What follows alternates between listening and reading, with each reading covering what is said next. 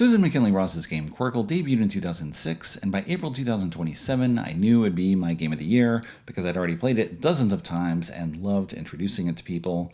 I love games with simple rules that look like they don't have much going on, but as you play them more, you really discover how to play them better. There's a lot there to dive into, even though it looks very simple, and you can play it simply or you can play it more skillfully. And maybe there's a ceiling to how good you can get at Qwirkle. I don't know, I've played 140 times or so. Am I going to get better? Probably not at this point, but I still enjoy playing it anyway. Qwirkle's been in print continuously since that time. It won Germany's Spiel des Jahres, the Game of the Year, in 2010. It sold more than 7 million copies to this point. There's been a couple of spin-off games. Qwirkle Cubes, Qwirkle Cards. Sort of similar, but not the same. Not the same feel. But a game that very much has the same feel with a little bit more is a new spin-off title called Qwirkle Flex that debuted at Gen Con 2025. This is a co-design by Ross and Rainer Knizia for 2 to 4 players. It's coming out in Germany, October 2025. In the US, it's going to hit the market around that time as well. And this is really Qwirkle Plus. Qwirkle with a little bit more. You can play Qwirkle with this game. If you don't have Qwirkle already, you can buy this. You'd have Qwirkle and Flex as well. What is Flex? Well, let me talk about that in the context of the original game. Qwirkle Flex comes with 108 tiles as in the original game, and these tiles have 6 different types of shapes in 6 colors with 3 copies of each. That is all the same as Qwirkle. But in Qwirkle Flex, unlike all the tiles having a black background, one of each is going to have black, split, and white, which we can't find the blue star just by looking at it, but like this. So you can play Qwirkle with Qwirkle Flex by ignoring the backgrounds and playing the game the exact same way, but the backgrounds add an additional way to score and a little something else to think about while you're playing. Let me mention, before I show you how to play, that the backgrounds look a little different. And I don't know if you can see it exactly in this light. You can kind of see it in the screen where this has more of a black background and this has a green tint to it. And the black backgrounds tend to be black on the other side as well. And the green ones tend to have white on the other side.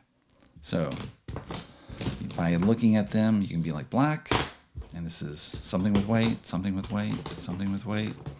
So, little issue with the production where they're not identical, which means you can't just stand the tiles on the table and keep them secret that way because the opponent can probably see the back and know somewhat what you have. But the game includes the bag that you will draw from.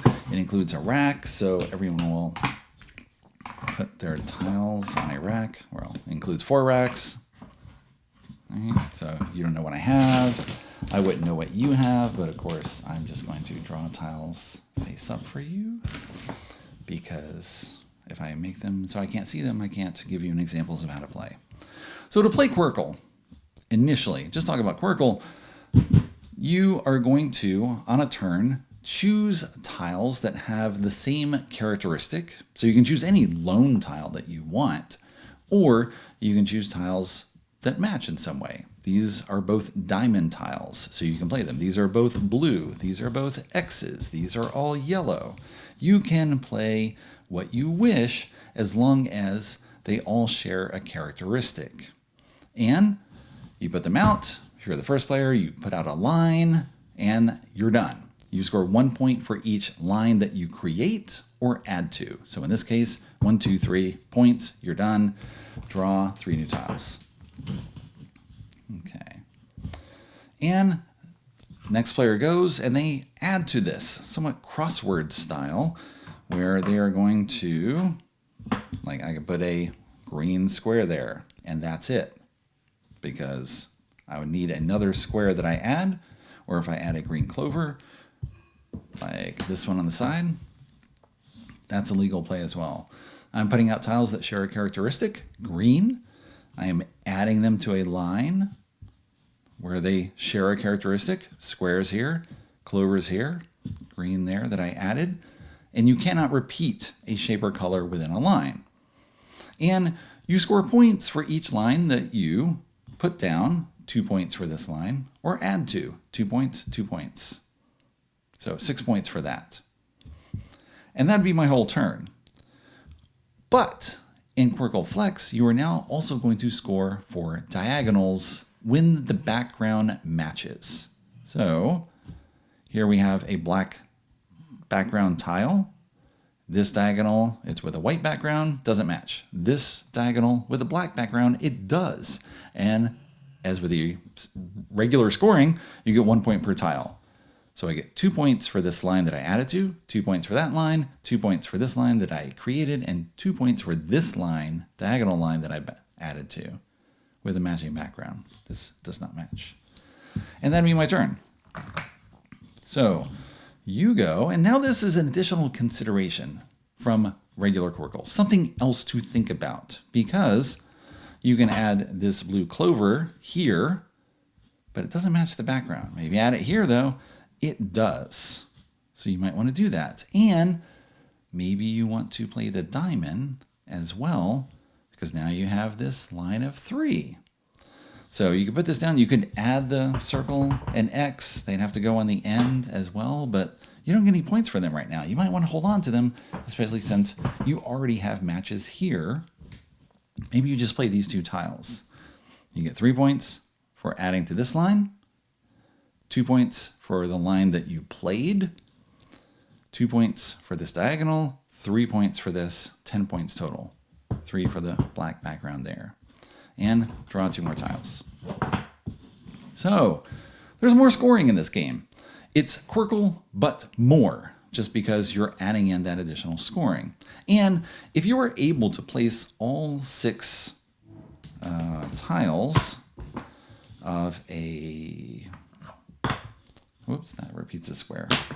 That repeats a diamond. That repeats clover. Where is it? There we go. If you were able to place all 6 shapes in the same color, you get a 6-point bonus. Right? That's in the regular Qwirkle.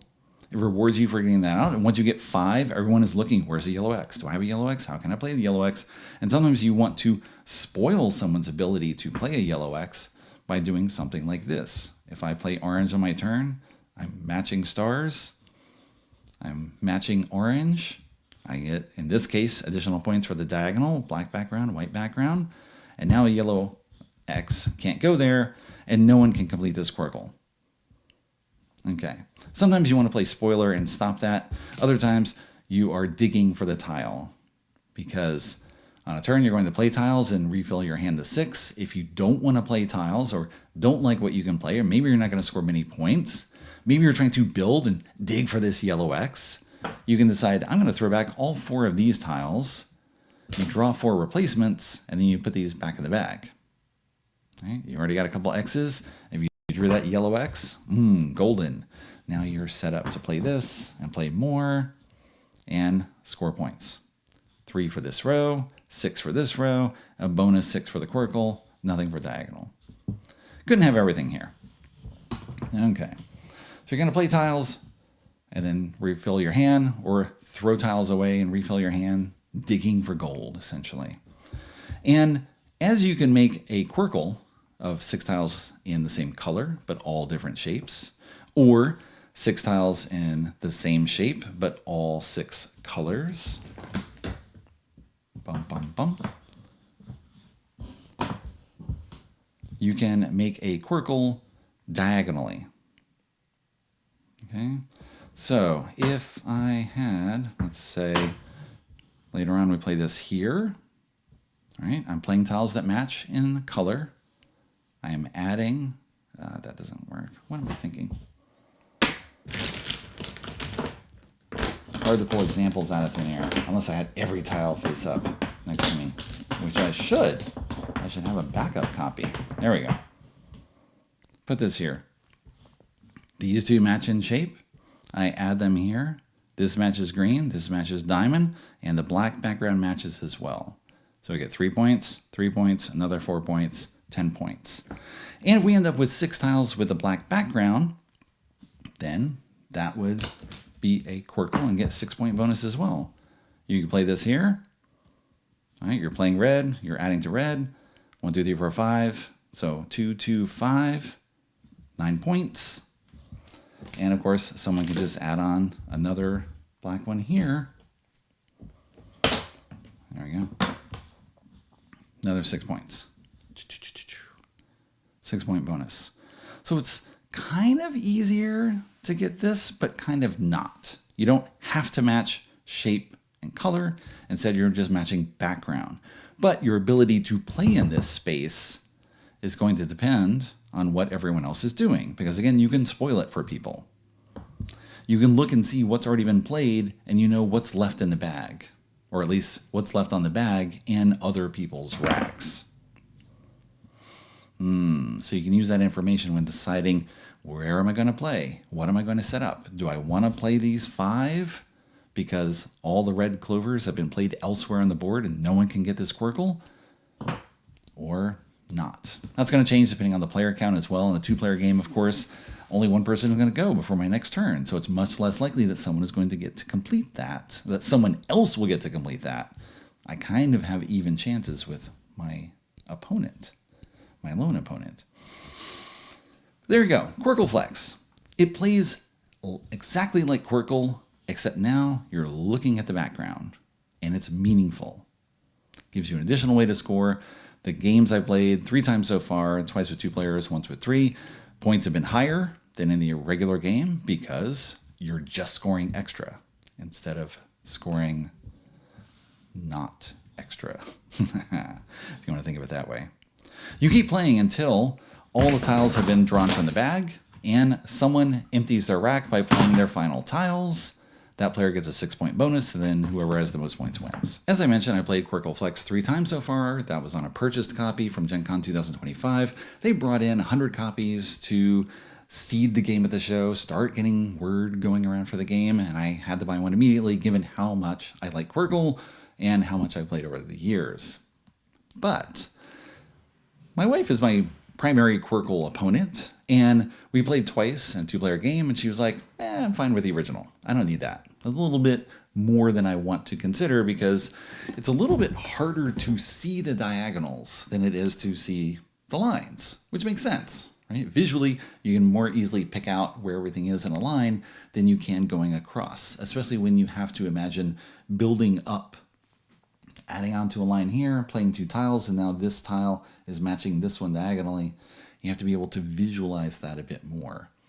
Maybe if she played more, she would visualize it more and be able to see it more. Maybe not. I'm not sure. She's like, I'm fine. I can move on.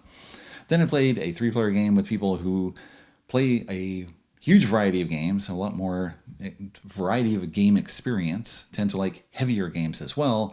And they really like the difference between Qwirkle and Qwirkle Flex because it is just something more to consider, something more to think about. It's kind of like how the game came out, 2015, and then a couple years later, the game Extreme. You can play the game with the game Extreme. You just ignore the extra icons that make the game more challenging, and you're playing the game. So I always have this on me, and if I'm going to teach someone, just say, ignore the icons, play the regular game. But the extra icons are there for those who want a little bit more, and Qwirkle Flex is doing the same thing. So, do you want more? Okay. You will know when you play.